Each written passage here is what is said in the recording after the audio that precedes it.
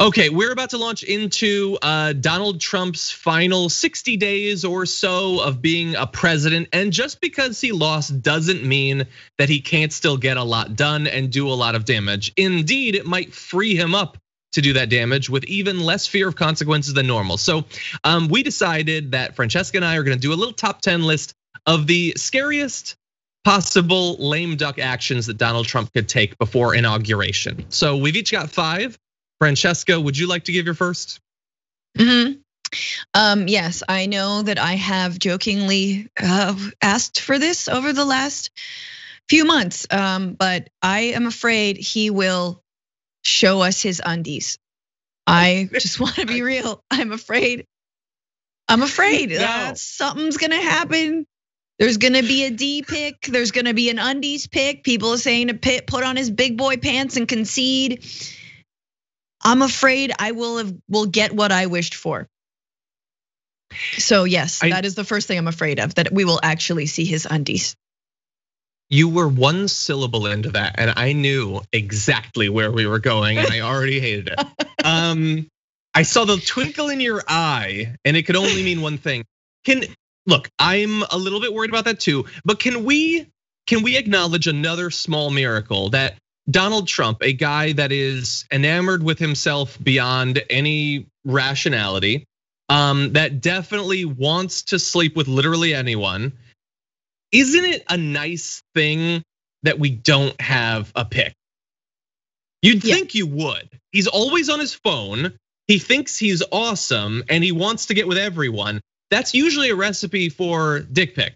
But thankfully, we don't have one. Yes. No, I mean, and that's how you know it's disgusting, because if it were nice, we would all be treated to it without consent. So that's how you know it's that maybe, or every phone that it's opened up on cracks, so it can't be shared. Anyway, exactly. Good number 5, I'm worried about that. My number 5 is going to be a little bit different. It is going to be the potential for Donald Trump to create international chaos. A lot of these are gonna be focused on the domestic situation, but we know that he wants a war with Iran. So that's a fear. Increased drone strikes and things like that. Trying to make some good news by taking out some sort of equivalent of a Qasem Soleimani or something like that. Weapons sales that he gets a percentage on.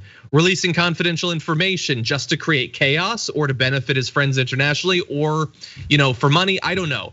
I have this as number 5 because I think it is a low chance that these things will happen. I think that his desire for war with Iran was a thing that he thought could benefit him politically. I think that if it's on his way out, there's less reason to do those things. But he does have sort of single-handed control over quite a bit of this. And if he wanted to do something to feel powerful, to feel like he's still in charge, he could do that. And we will just note that he just fired Esper. So he's clearly thinking about national security and all of that. So my fear is creating some sort of international chaos. Yeah. I mean, also with Bibi Netanyahu in your ear, that doesn't help, because Bibi's like, just one bomb, just one bomb to Iran, please, please, come on. Just a little, look, it's gonna foment the Christian apocalypse. Jesus is coming back. You just gotta bomb Iran. Just do it. So yes, I'm super scared of that. That was if that could be my number 4. That is my number 4. Some kind of first strike against probably Iran, or maybe even North Korea. Who knows? No, they're buddies. They've written letters. We have documented proof. Okay, that's your number 4? Yeah. Okay, my number 4 is going to be that, but basically here. So that is going to end I think I really worry about this. I do. So far, so good, I guess. But my fear is that he's going to incite one of a few things. The worst, obviously, would be widespread violence, followed close second, targeted specific violence. So he gets a few of his, white supremacist, domestic terrorist supporters to do something crazy. But I think that even if that stuff doesn't happen, and so far we've been lucky, the plots have been foiled, like in Philadelphia and stuff like that.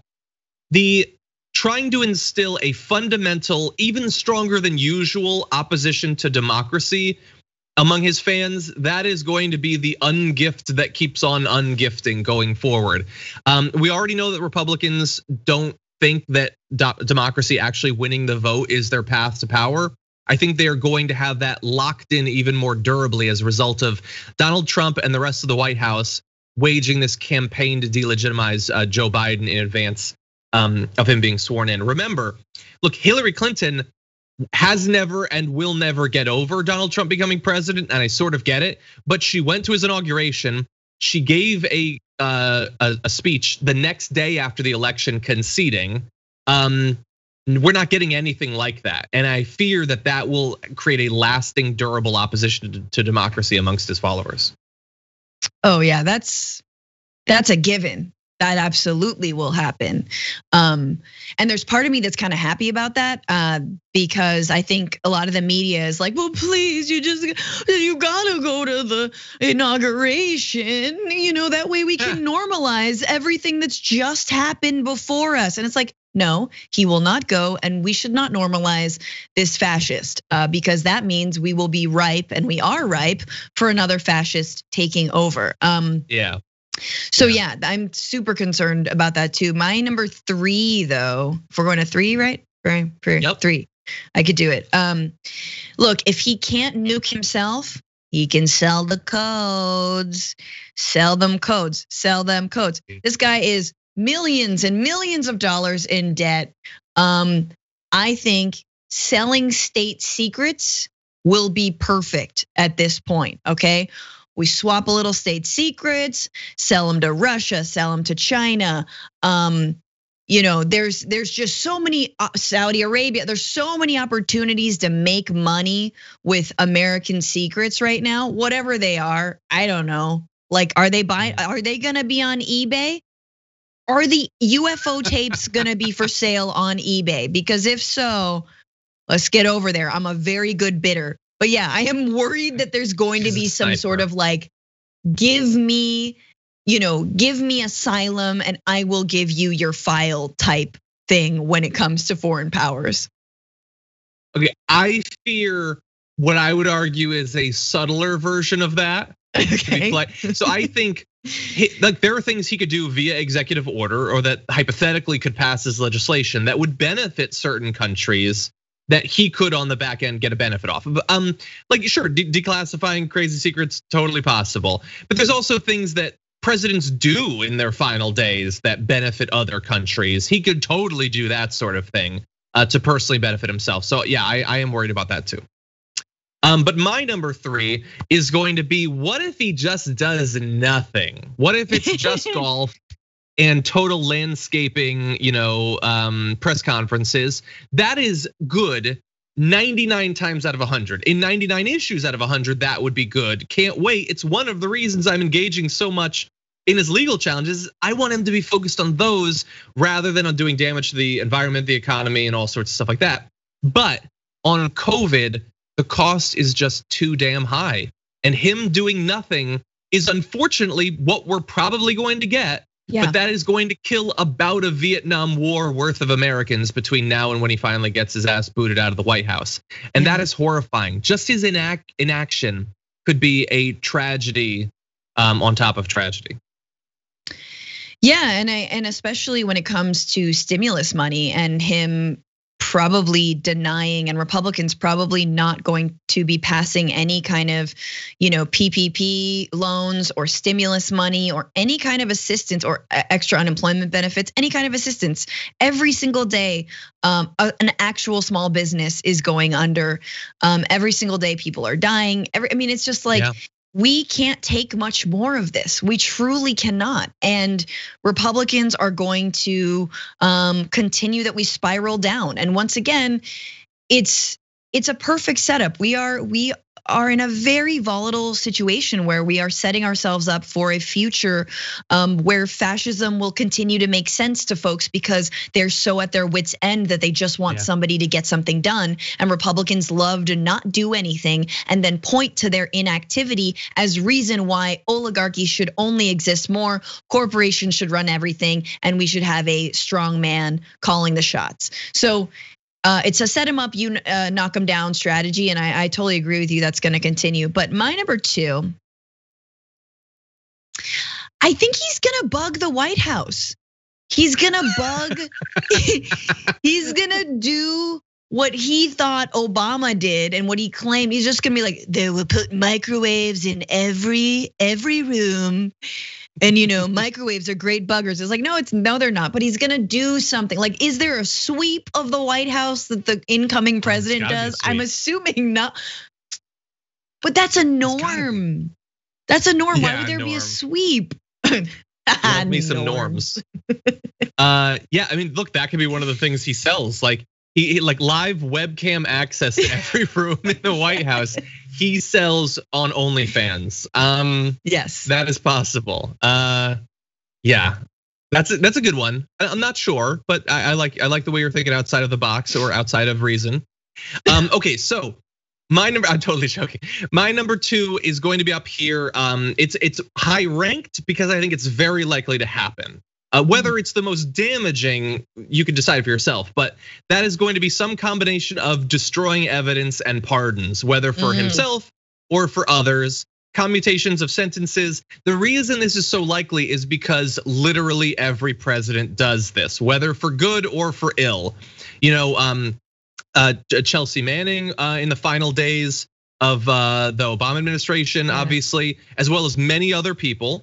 But then you also have Bill Clinton, like very opportunistically providing pardons for the people that he knew. And so, like, if Clinton is doing it, Trump is gonna pardon everybody. He's gonna be selling it for $100. Who's it gonna be? I know. What's that? Who? You gotta call on me. Who? Oh, Francesca in the back. Thank you. Ghislaine Maxwell. Oh no! Yes, it will be. No. She's a very wonderful woman. She did nothing wrong, and she's got to be out of prison so we can more easily murder her. What? QAnon would find a way. They'd be okay with that. They would find a way. They don't care about Epstein. They totally don't care about Epstein. It's about the pizza parlor and the cheese pizza. Maybe the cheese pizza. Yeah. So I would be very worried about that. But you can do preemptive pardons. I think he's gonna do it. He could do it for himself. He could do it for his whole family. He could do it for literally everything. I think he is going to find that to be a very appetizing final action. Yeah, you're absolutely right. Destroying evidence for sure. Man, the paper shredders that they're gonna have to be Amazon primed over to the White House. Be a whole team of paper shredders. There's gonna be the task rabbits in DC are gonna be just crushing it in the final days of the Trump administration. Okay, number 1,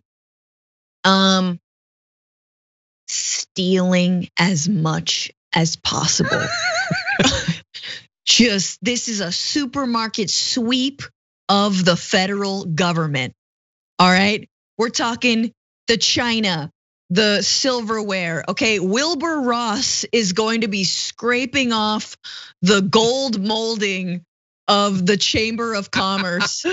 He's gonna be, this is worth something. But truly they will find a way to steal as much as possible. And Wilbur Ross, you never gave me a chance.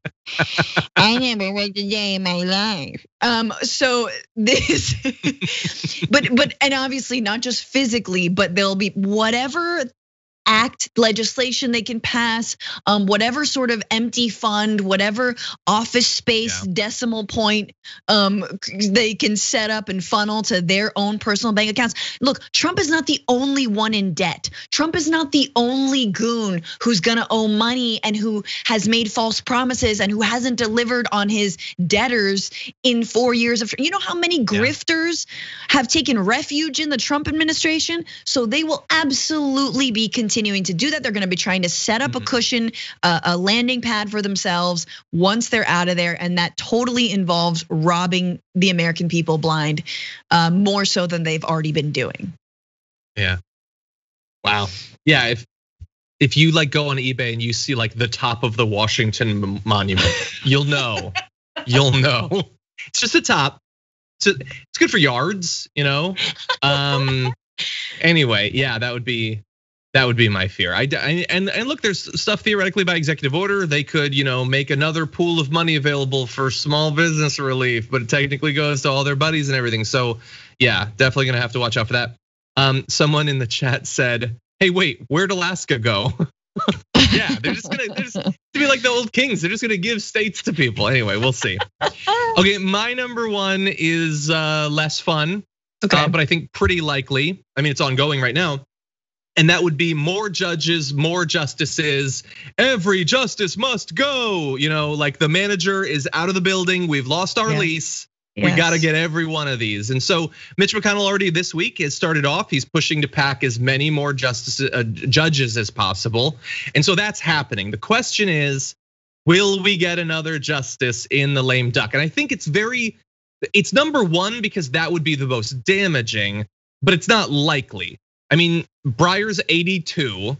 He served for 26 years. In theory, he could retire. Clarence Thomas is 72, and they definitely don't want that seat to eventually go to a Democratic president. He's been there for 29 years, but he's 72. Alito's 70. There are 3 men on the court that are quite old that could, in theory, retire. I'm not saying that these are likely. I don't think it's likely. God, but Breyer's 82. Yeah, I mean, like he retired. He fell in the shower. He got coronavirus. Look, all I'm saying is if you were a Supreme Court justice, watch your back, bro. There are cruel MFers out there in this Trump administration. If you don't retire, they'll make you retire. I would not put that past any Republican at this point. Meanwhile, Clarence Thomas is just holding ceremonies without a mask, like he's not an at-risk group. You're so right. I mean, I'm laughing because we've already lost so much. We all know just how much of a coup the Supreme Court has been for the entire right wing. So again, this whole thing, it's not just bittersweet. I mean, it is, I use the analogy, it's like winning at a slot machine, but having to receive the coins through an enema. Like that is the moment that we're in right now. We will take those coins, but it's gonna hurt. And we've lost a lot of ground, but we're gonna need the coins. So Biden it is, and we don't have the Senate yet, and we lost seats in the House. And we might have a 6-3 or 7-2, whatever it's gonna be, extremist Supreme Court. Totally. And you're right, Georgia's the next step.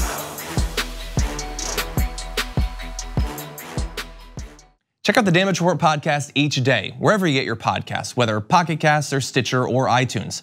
You can join me as I give you the news and stories you want, with a range of co-hosts and interview guests jumping in on the fun each day. Again, that's the Damage Report, wherever you get your podcasts. And if you get them at iTunes, don't forget to rate and review. Sometimes I'll read them live on the show.